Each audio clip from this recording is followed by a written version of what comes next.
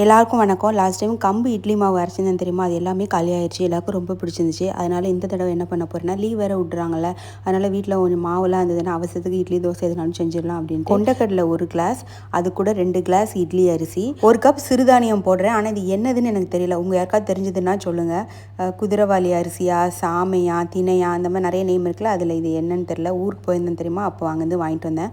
லூஸில் வாங்கியிருந்தேன், அதனால் அதில் நேம் முன்னால் எழுதவும். ஸோ இது எல்லாத்தையும் ஒன்றா போட்டு ஊற வச்சு அந்த தண்ணி இருக்குல்ல, அதை நான் யூஸ்வலி இப்போ வேஸ்ட் பண்ணுறதே இல்லை. நம்ம செடிக்கு ஊற்றிடலான்னு இருக்கேன். ஏன்னா இங்கே நான் பைப்பில் பிடிக்கிற தண்ணி பார்த்திங்கன்னா பயங்கர சூடாக இருக்கா.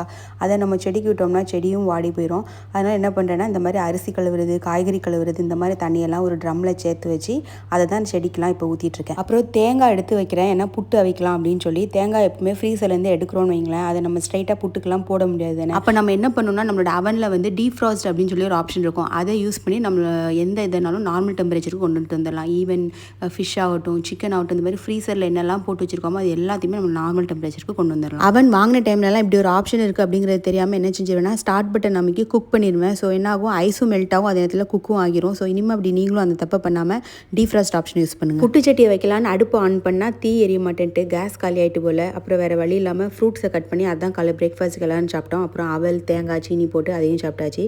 இந்த மாதிரி உங்கள் வீட்டில் கேஸ் காலி ஆச்சுன்னா நீங்கள் என்ன பண்ணுவீங்கன்னு சொல்லி கீழே எனக்கு கமெண்ட் பண்ணுங்கள்.